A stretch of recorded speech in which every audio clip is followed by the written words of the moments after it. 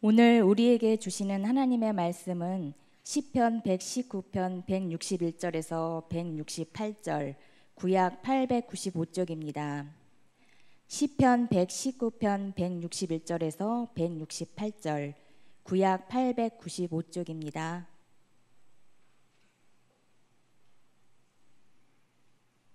저와 함께 봉독하시겠습니다.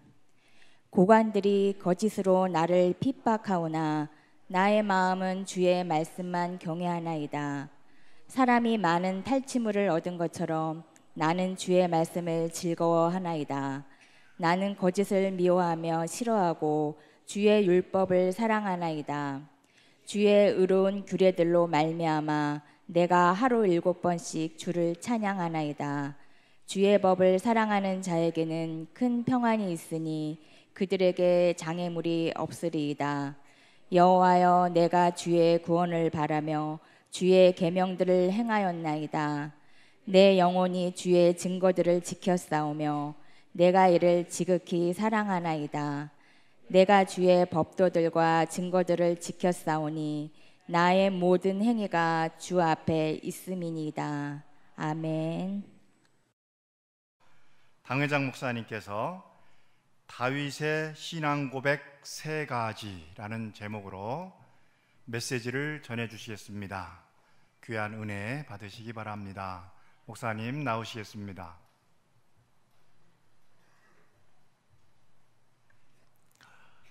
(1세기) 초대교회 문서를 살펴보면 성도들의 이름 앞에 꼭 붙이는 별칭이 있었음을 발견하게 됩니다. 그 별칭이 티테디우스라고 하는 말입니다. 이름 앞에 꼭 티테디우스라는 말을 붙였습니다. 티테디우스 바울, 티테디우스 요한, 티테디우스로 베드로라고 불렀어요. 이 티테디우스란 말은 결코 염려하지 않는 사람이다 라고 하는 뜻입니다. 초대교회의 특징은 굉장히 핍박이 많았습니다. 그래서 티테디우스라고 붙인 이유가 바로 그런 거예요. 예수 믿는다는 것 한 가지 때문에 집을 뺏기고 직장을 잃고 직위를 박탈당하고 또 감옥에 갔습니다. 그럼에도 불구하고 예수 믿는 사람들은 우리는 염려해서 해방된 자다 라고 하는 것을 확실하게 신앙을 고백하고 싶었기 때문에 그들은 티테디우스, 염려하지 않는 우리다 라는 고백을 했던 거예요. 성령이 충만했던 초대교회 성도들의 신앙 고백입니다. 순교를 각오한 증인의 삶이에요. 이것이 바로 티테디우스라는 고백입니다. 여러분, 우리가 어떤 환경에서도 인생을 하나님 손에 맡기고 염려하지 않는 사람, 그리스도인의 신앙 고백이 바로 이렇게 분명해야 되는 거예요. 신앙은 아는 게 아니라 믿는 겁니다. 그래서 요한복음 6장 69절에 보면 내가 믿고 알았습니다 라고 하는 고백이 나옵니다. 아는 것과 믿는 것은 다릅니다. 아는 것은 지식이라면 믿는 것은 예수 그리스도의 생명의 복음입니다. 개혁주의자들이 고백한 신앙 고백이 있습니다. 그것을 우린 5대 솔라라고 합니다. 오직 성령, 오직 그리스도, 오직 믿음, 오직 은혜, 오직 하나님께 영광입니다. 이것을 개혁주의자들이 외쳤던 신앙의 본질이라고 말합니다. 우리는 이것을 삶에 어떻게 실천할 것인가? 그 7대 운동, 신앙 회복, 믿음 회복, 하나님 나라 운동, 용서와 회개 운동, 이런 여러 가지 7대 운동이 우리 교단의 바로 개혁주의 생명신학이에요. 우리가 신앙 고백이란 굉장히 중요한 겁니다. 여러분, 마태복음 16장에 보면 주님은 베드로에게 나를 누구라고 하느냐 물었습니다.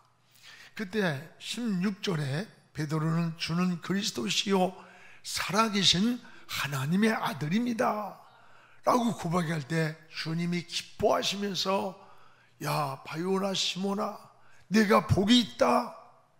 이것을 알게 한 것은 네가 아니라 하나님이 알게 한 거야. 그러면서 8절에 너는 이제 18절에 베드로가 내가 이 반석 위에 내 교회를 세우리니 음부의 권세가 이기지 못하리라. 그러면서 19절에 내가 천국 열쇠를 너에게 주겠다고 말씀하신 거예요. 그렇습니다. 오늘 본문은 하나님의 법도를 사랑하겠다고 하는 그런 신앙 고백이 수없이 나와요. 주의 법을 사랑하는 자에게는 자는 어떻게 살아야 하는지 그 사는 방법을 신앙 고백을 세 가지로 우리에게 보여줍니다. 하나는 거짓을 버리고 내가 정직하게 살겠다. 또 하나는 하나님을 찬양하며 주의 법도를 따라서 사랑하면서 살겠습니다 라고 하는 고백입니다. 오늘 이런 자들에게 하나님은 두 가지를 약속합니다. 큰 평안을 주시겠다. 또 하나는 장애물이 없게 내 길을 인도해 주겠다는 약속을 하시는 거예요. 사랑하는 여러분, 오늘 혼돈된 이 시대에서 신앙을 지키기가 그리 녹록지 않은 환경입니다. 우리의 현실입니다. 그럼에도 불구하고 이런 속에서 하나님 앞에 어떻게 살 것인가를 우리도 분명한 신앙의 고백이 있어야 돼요. 인생을 되는 대로 살지 말고 되도록 살아야 되도록. 오늘 무엇보다 다윗은 정직하게 살겠다고 하는 고백을 드리는 거예요. 내가 거짓과는 절대로 타협하지 않겠다 라고 하는 고백입니다. 오늘 161절을 같이 읽겠습니다. 고관들이 거짓으로 나를 핍박하오나 나의 마음은 주의 말씀만 경외하나이다. 거짓으로 나를 모함하고 핍박할지라도 나는 오직 주의 말씀만 붙들고 살겠다는 거예요. 이 오늘 시편 119편은 굉장히 성경 가운데 제일 긴 데가 119편이에요. 근데 여기에 거짓에 대한 말씀이 여러 번 나옵니다. 29절에 거짓 행위를 내게서 떠나가게 하소서. 104절에는 모든 거짓 행위를 내가 미워합니다. 161절에는 거짓으로 나를 핍박했다고 하는 고백이에요. 여러분, 이 거짓은 영적으로 보면 마귀에게 속는 것이고 인간관계에 있어서는 모든 신뢰를 무너뜨리는 가장 무섭고 불행한 일이 거짓이에요. 다윗은 지난날 정직하게 살지 못했습니다. 이를 통해서 엄청난 인생의 고난을 경험했어요. 다윗은 우리아의 아내를 빼앗고 그걸 숨기려고 그토록 충신이었던 우리아를 오히려 전쟁터 맨 앞에 세워서 죽게 만든 용서받지 못할 그런 죄를 진 사람이에요. 그 죄값으로 어떻게 됐어요? 자식이 죽었어요. 아들 압살롬이 왕의 자리를 뺏으려고 반기를 들었고 맨발로 도망치는 왕의 부끄러운 수치를 당했던 거예요. 그리고 믿었던 신하가 쿠데타를 일으켰던 겁니다. 이게 우연이냐? 결코 우연이 아니라는 걸 알아야 돼요. 죄값이었습니다. 죄를 숨기려고 거짓된 인생을 살아왔던 죄값이라는 거예요. 다윗은 나단 선지자의 이런 책망을 듣고 나단을 그 자리에서 죽일 수도 있는 권력이 있었지만 그는 하나님 앞에 무릎을 꿇었어요. 이것은 나단이 아니라 하나님이 내게 들려준 음성이고 들려준 감동이고 들려준 하나님의 손길이다. 이걸 깨닫고 눈물로 회개하면서 하나님 앞에 고백한 게 뭐냐? 정직하게 살겠습니다 라는 고백입니다. 여러분, 그게 시편 51편 10절 아니에요? 우리 같이 읽어봅시다. 하나님이여 내 속에 정한 마음을 창조하시고 내 안에 정직한 영을 새롭게 하소서. 내 마음에 청한 마음을 주시고 내 속에 정직한 영을 새롭게 하옵소서. 사실 지금 다윗은 눈으로 손으로 몸으로 죄를 졌는데 오히려 다윗은 손을 용서해 주시고 내 몸뚱이를 용서해 달라고 하지 않고 하나님 내 마음을 고쳐달래. 마음. 여러분 왜 그랬을까요? 이 마음의 거짓됨, 이것이 그 원인이었다는 거예요. 오늘 여러분 타락은 마음에서 시작된 것이고 변화도 마음인 거예요. 그리고 다윗은 거짓을 나는 미워한다고 고백을 했습니다. 오늘 163절을 우리 같이 읽어봅시다. 나는 거짓을 미워하며 싫어하고 주의 법 율법을 사랑합니다. 나는 이제 거짓을 미워합니다. 자기 인생이 거짓되게 살았을 때 안 보는 것 같으나 보고 계셨고 모르는 것 같으나 다 알고 계셨고 침묵한 것 같았지만 하나님의 손길이 역사 속에서 나타난 걸 깨달았던 거예요. 그래서 나는 거짓을 미워한다는 거예요. 주의 법을 사랑한다는 거예요. 왜 거짓을 미워합니까? 여러분 거짓은 요한복음 8장 44절에 보면 마귀로부터 난 거래. 거짓이, 이 거짓은 마귀에게 속는 것이라는 것을 기억하시기 바랍니다. 그래서 인생을 살면서요 정직하게 살려고 해야 돼요. 여러분 장사를 하든지 사업을 하든지 정직해야 됩니다. 잠언 11장 1절 우리 같이 한번 읽어봅시다. 속이는 저울은 여호와께서 미워하시나 공평한 추는 그가 기뻐하시느니라. 여러분 속이는 저울 하나님 미워한다는 거예요. 잠언 20장 10절에도 한결같지 않은 저울추, 한결같지 않은 퇴, 물건을 곡식을 담는 퇴는 다 여호와께서 미워하신다.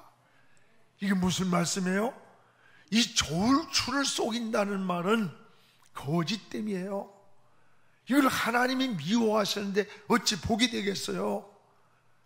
여러분 장사를 하든 사업을 하든 인생을 살아갈 때 이런 말씀을 마음에 담아놓고 좌표로 삼아야 되는 거예요. 그래서 그리스도인들은 삶이 여러분 정리가 되고 방황하지 않고 분명하게 인생을 살게 되는 거예요. 그게 지혜입니다. 그러면 결과가 좋아집니다.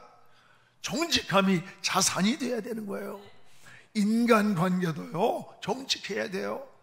여러분 부부관계도 정직해야 됩니다. 부부가 막 속이고 말이야 뭘 감추고 그런 짓 하지 말어. 무슨 뭘 부부가 뭘 속이고 그래. 친구관계도요 성도관계도 다 모두가 이 정직이 자산이 돼야 돼요. 여러분 이 물질 문제에 있어서도 신용이 분명해야 돼.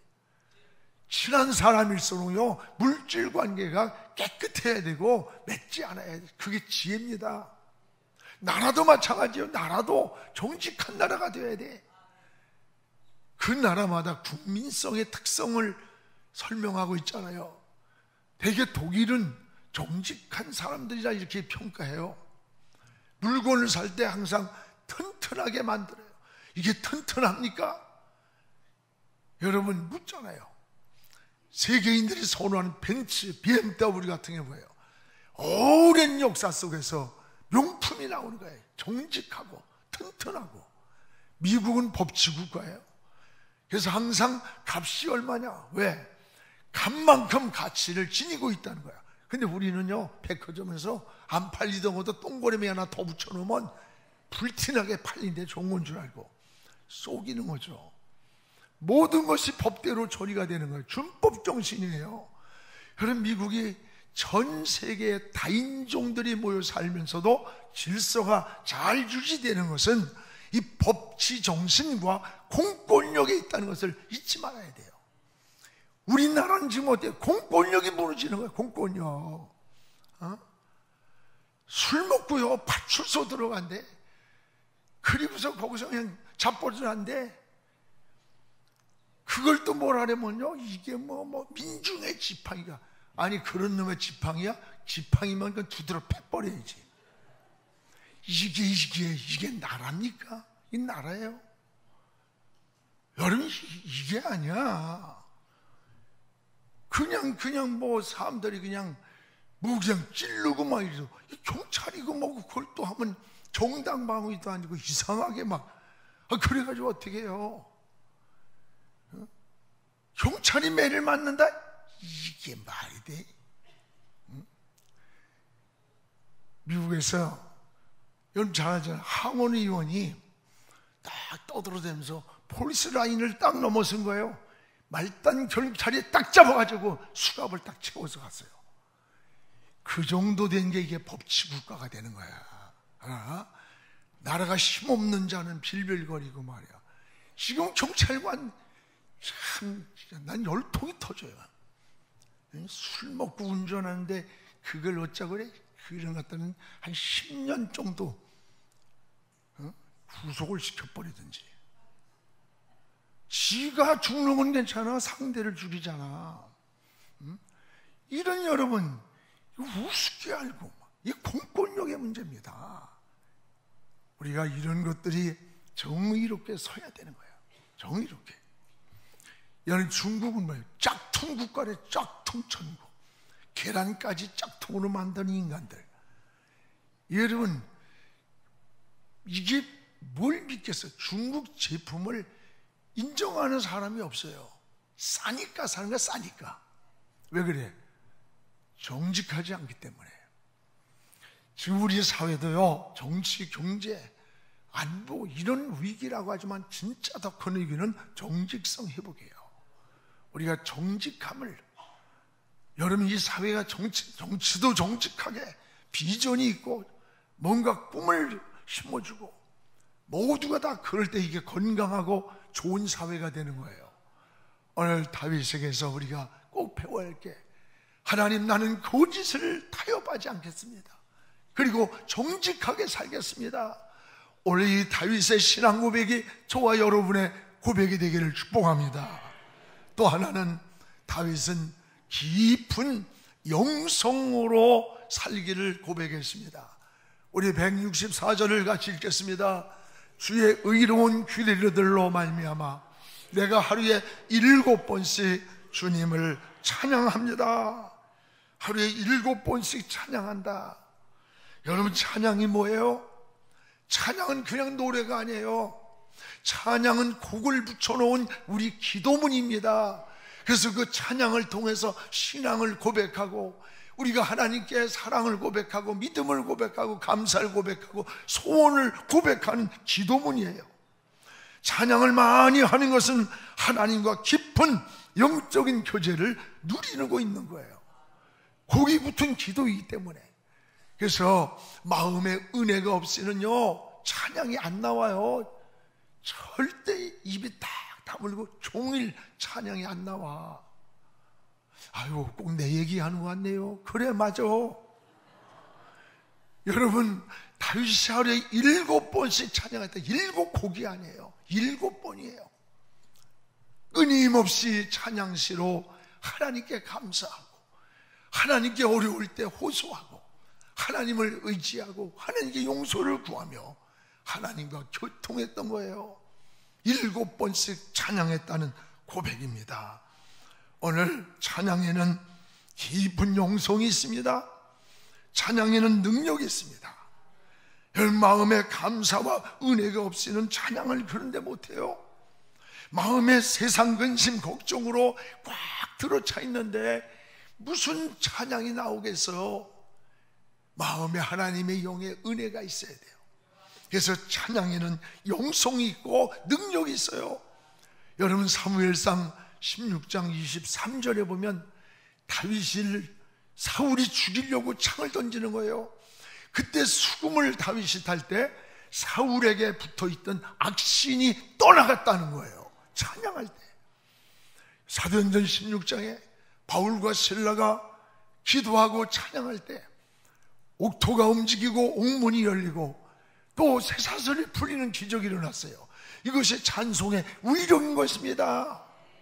계시록 7장에 보면 흰옷을 입은 수많은 사람들이 호산나를 부르며 하나님을 찬양하는 거예요. 이때 사도 요한이가 물어요. 저들이 누구냐고. 계시록 7장 14절에 보면은 어린 양의 피로, 저들은 어린 양의 피로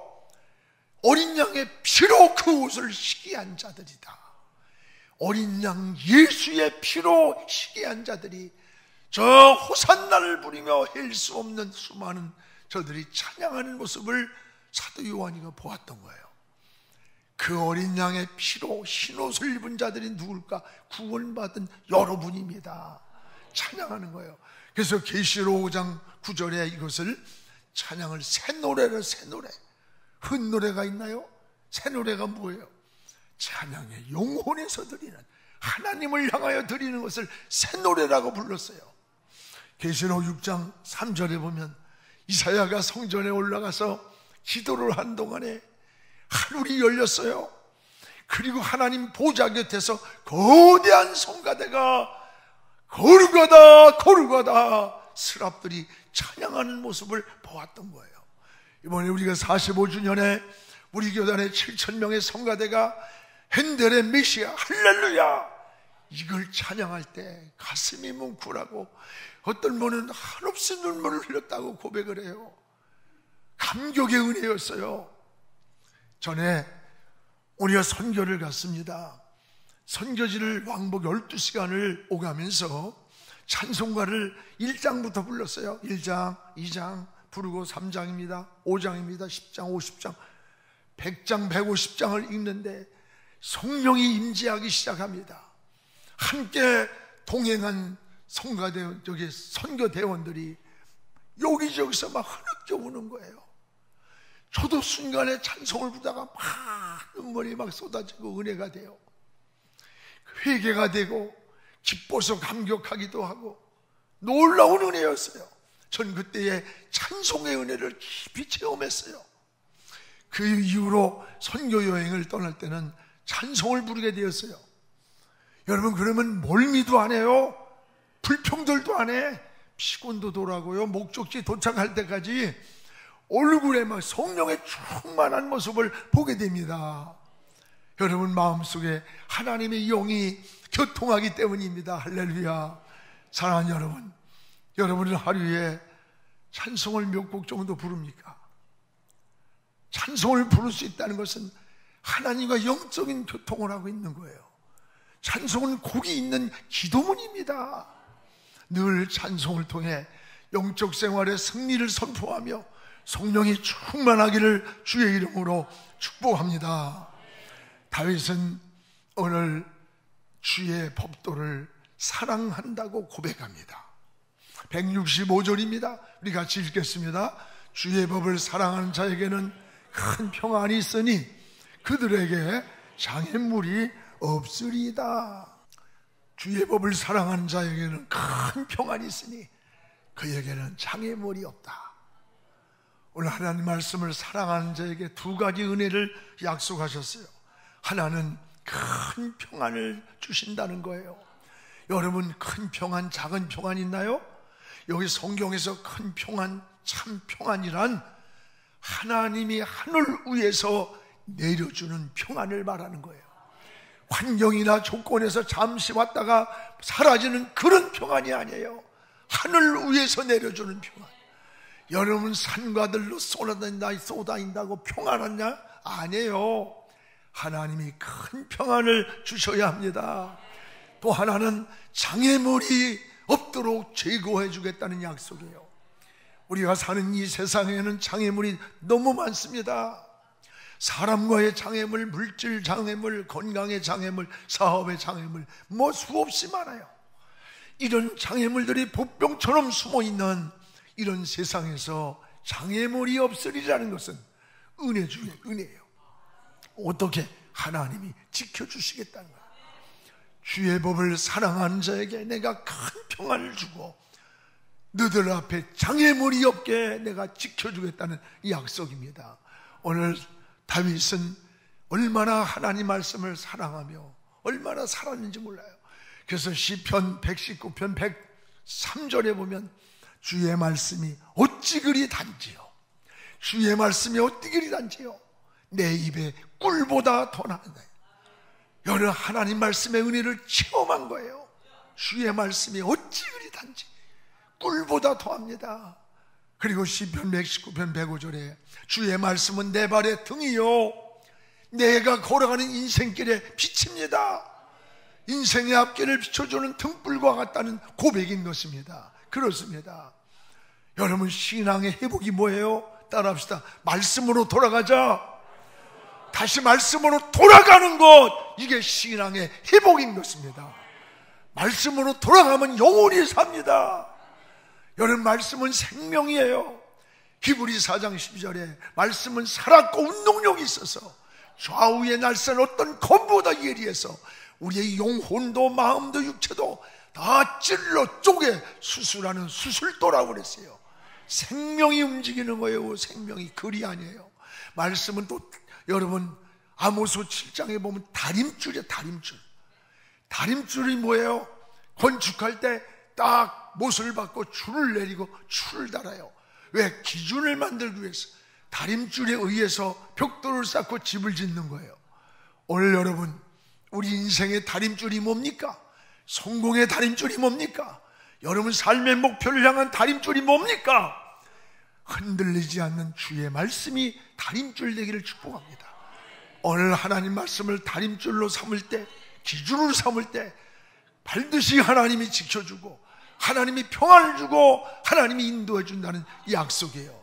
또한 예레미야 23장 29절에는 하나님 말씀은 사람을 변화시키는 능력이라고 그랬어요. 내 말이 불과 같지 않느냐? 반석을 부서뜨리는 방망이와 같지 않느냐?